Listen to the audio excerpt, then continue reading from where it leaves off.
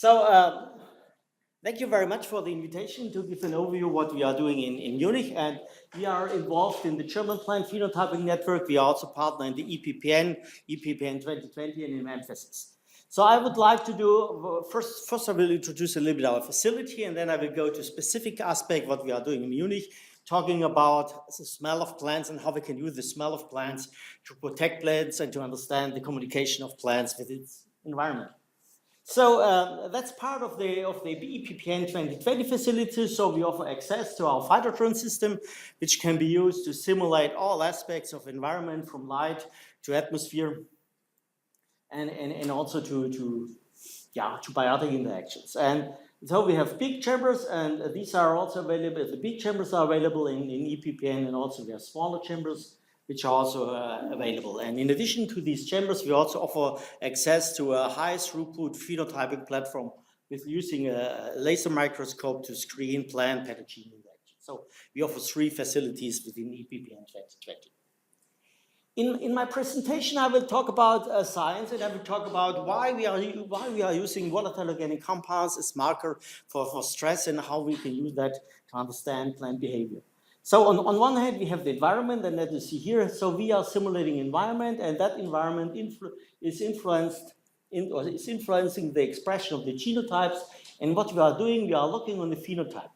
And in particular, we are interested in understanding the mechanisms, how biological organic compounds from plants or microbes function.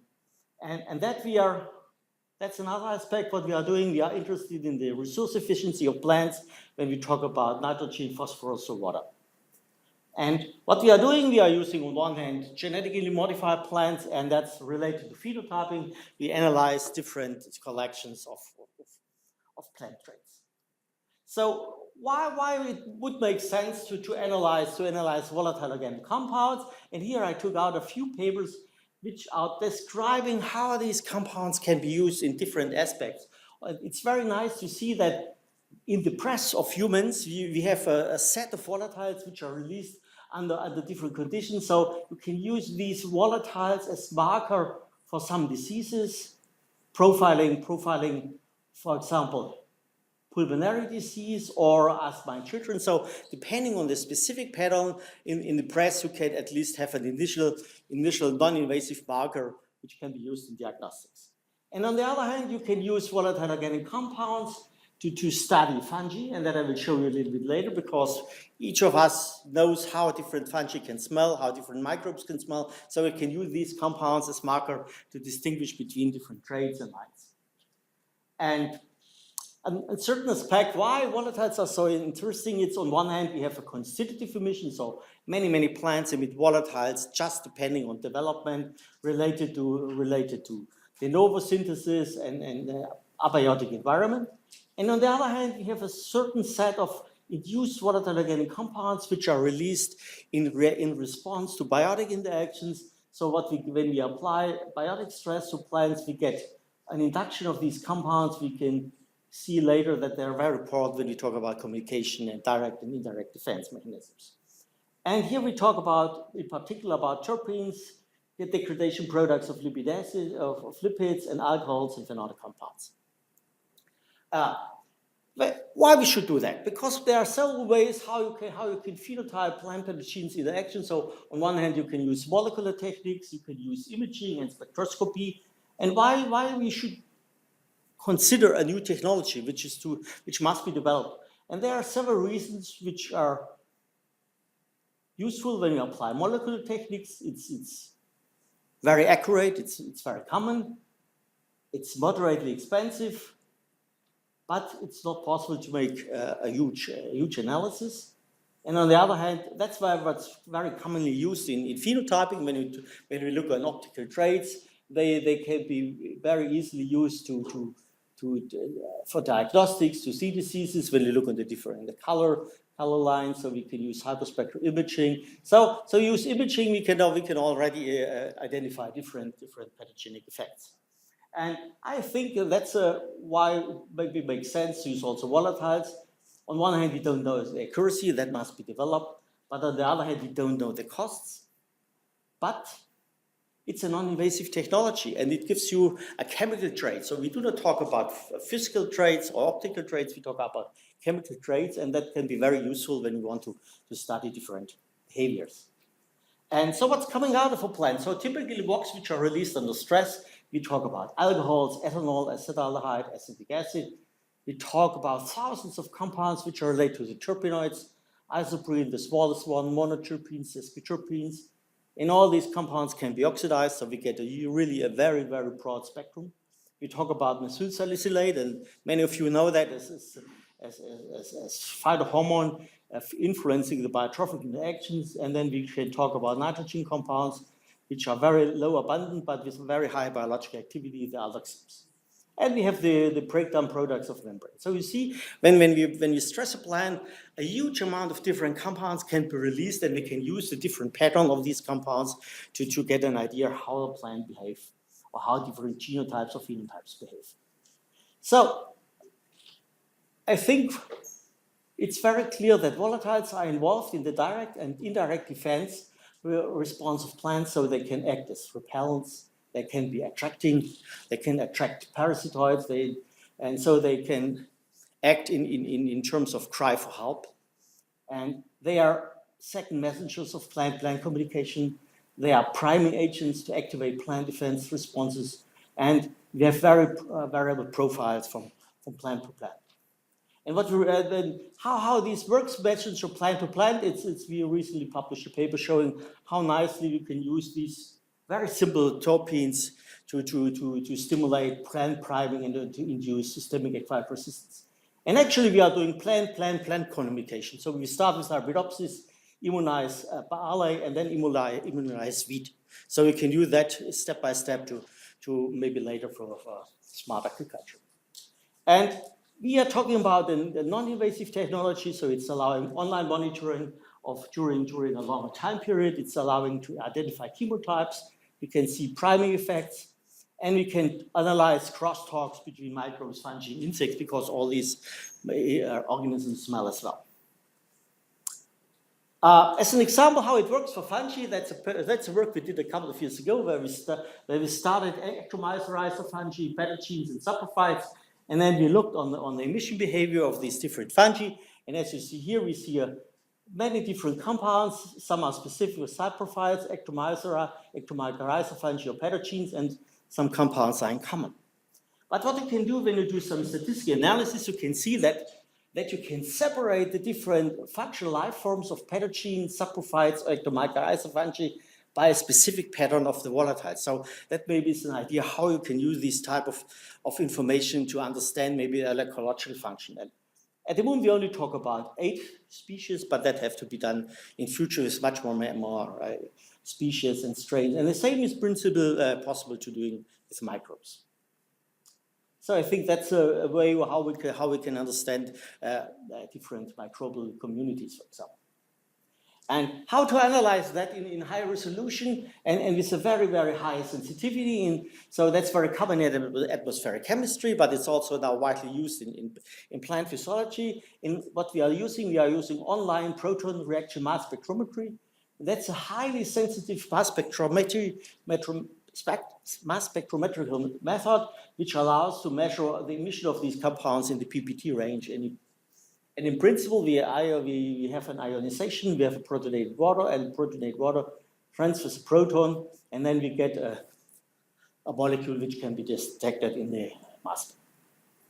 And so we developed within our German plant phenotyping network, we developed different platforms, and here I show you what we did for microbes. So we developed a multi-cuvette system, which we can now use to screen microbes, different fungi. So it's the same principle. You have cuvettes, but instead of growing plants, you grow microbes. And then by a multi-cuvette system, you always transfer a little bit of the headspace into the mass spec, and then you get over time a profile of the emissions of these compounds. And an example how that works for plants, I selected an example where we studied the sensitivity or susceptibility of oak trees, of European oaks in Germany. So from forestry, we know that some oaks became highly defoliated in specific years by green leaf oak roller, and some trees in the forest are resistant.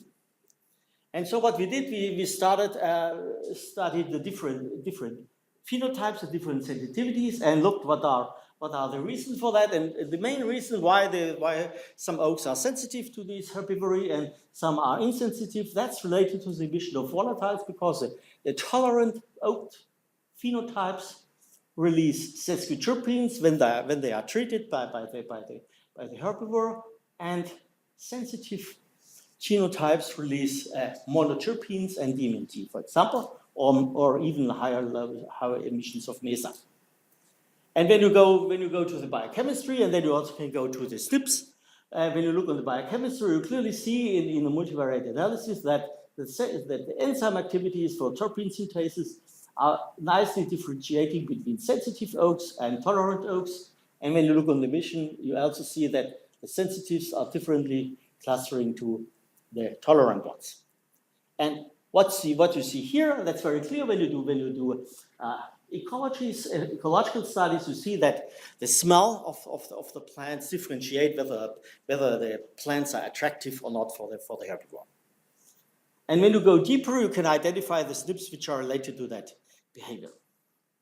So how we can use these volatiles in different forms of agriculture, and one way how we can use that, for example, we can use that as priming agents, as I mentioned before, in monoculture. So by stimulating plants, we can prime the neighbors, and by that we get a cross protection against different pathogens or herbivores.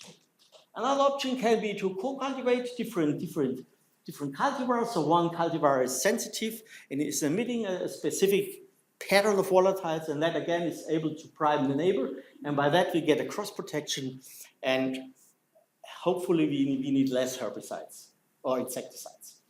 Another way how these volatiles can be used when we talk about biomass plantations. So many of these very fast growing biomass species like poplar, willow, arundo, they are very strong isoprene emitters, and that's really a fate for the atmospheric chemistry, because when we have anthropogenic pollutions, we get an increase in local ozone formation, and so it's desiring to have biomass plants which are reduced in the emission capacity for isoprene. And how to do that? So in that case, we went to Canada, because in Canada, in Vancouver, they have a collection of genotypes across the growing range of, in that case, it's Populus trichocarpa. It's growing across 2,000 kilometers at the west coast of North America. And in a common garden experiment, we took out individual genotypes, and then we screened them for the presence or the capacity to produce isoprene. And as you can see here, there's a huge variation. It's a log ratio to the mean. You see, in the natural population, there's a huge difference in the capacity to do that. And since all these genotypes are completely sequenced, we have the SNP library. So now what we are doing, actually, we are using the metabolome profiles and link the metabolome profiles together with these phenotypes to the SNPs to see what are the basic regulation mechanisms for having high or low emissions of them. And that's part of our EPPN 2020. So what you can do, you can ask for access to this facility. So we have in our classical oat system, we have 16 gas exchange cuvettes, as you see here. So in that case, we cannot expose individual plants, but we can expose several plants inside. And that's in principle a big cuvette where we are able to measure the overall gas exchange, photosynthesis, evapotranspiration, and VOC emission. That's the future. So that's what we developed within the German plant phenotyping network. Instead of having cuvettes with multiple plants inside, we developed a multi-cuvette system. Actually, we are having 24 cuvettes which are fully automatic, where we are able on one hand to measure classical gas exchange. We can measure the C13 ratio by a Picaro instrument. We can measure the NOx emissions, since plant pathogen interactions often stimulate NO emissions. And we have online detection of volatiles. So we get almost a complete picture of what's going out of a plant, what's coming in a plant. And so we also have some challenges when you design a cuvette. For example, when your software is not really controlling the water supply, as you can see here, you can also flush a cuvette system. So that can happen when the software is not working. So developing these systems, everything is homemade. So you have to make sure that you have a homogeneous gas flow, the gas tightness, the rapid gas turnover, no condensation, correct water rules. But on the other hand, you can solve all these problems. In particular, you have to make sure that you have really clean air. In that case, you can use a catalyst or you have to use absorber to absorb the compounds in the inlet air. And that's how it looks like. So that's one of our first prototype with 6, and here you see poplars, our main subject of research. And nowadays, and based on this initial system, you have to really characterize the dynamics. So you have to analyze how fast the gas is exchanged, how fast the temperature changes. So to be really highly precise, you need a lot of physical testing, how these systems behave. And when you have done that, you can use it very accurately to do gas exchange analysis. Just to show you what's happening when you change the light intensity in the climate chamber. So having higher light intensities, you get higher intensity, higher temperature. So when you want to have a stable temperature in a cuvette, you have to correct the chamber temperature depending on the light intensity. So that's something which you have to take into account when you want to make accurate gas exchange. And our first experiment was again a herbivory experiment, as you see here. In that case, it's tansy. It's a plant with a huge chemical diversity, and in that case, we use the caterpillar, Spodoptera, and these larvae are extremely hungry. And as you see here, after a very short time, they are really destroying your plant.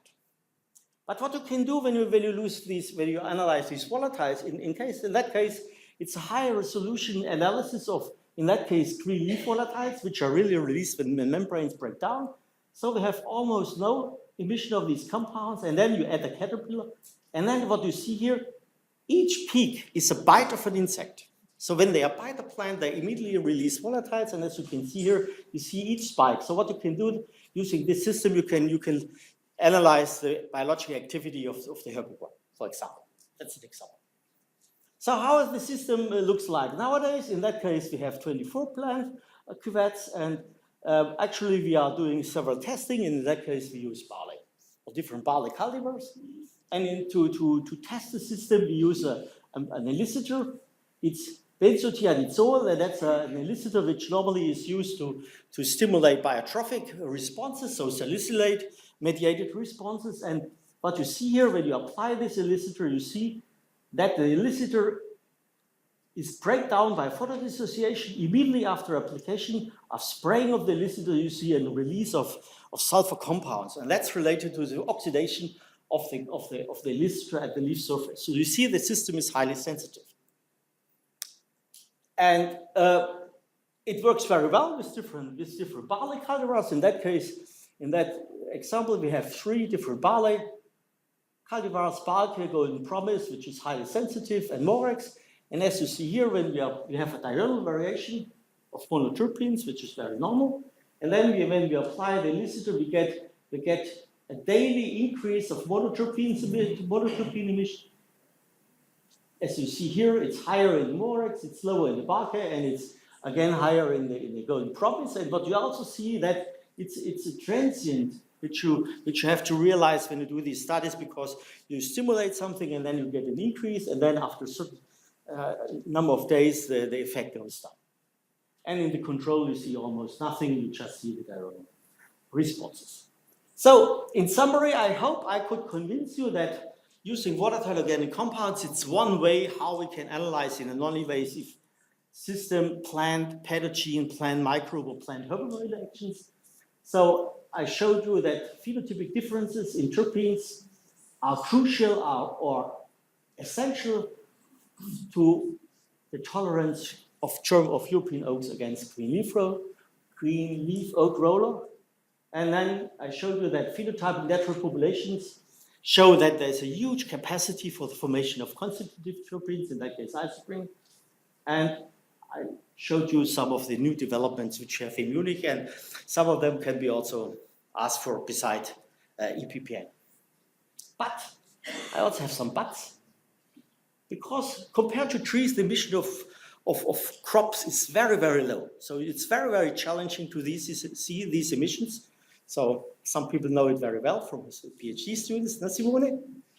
And so that means you have to be highly sensitive in the analysis, and you generate huge data sets. So you generate gigabytes of data per day, and that means without having a fully automatic data analysis system, you get lost in that pool of data. So that's really crucial, and I think that's true for all type of phenotyping systems, that you in any case generate huge amounts of data, and that means we need really automatization and be very careful in data analysis. Finally, I have to thank the people. So to set up such a system, you cannot use biologists. In that case, you use physicists. And the first postdoc was Bishu Niederbacher. And nowadays we have Werner Jud. Both are coming from Innsbruck University, which is well known for PTMS technology. And everything is guided by Barbara. And thanks for your attention.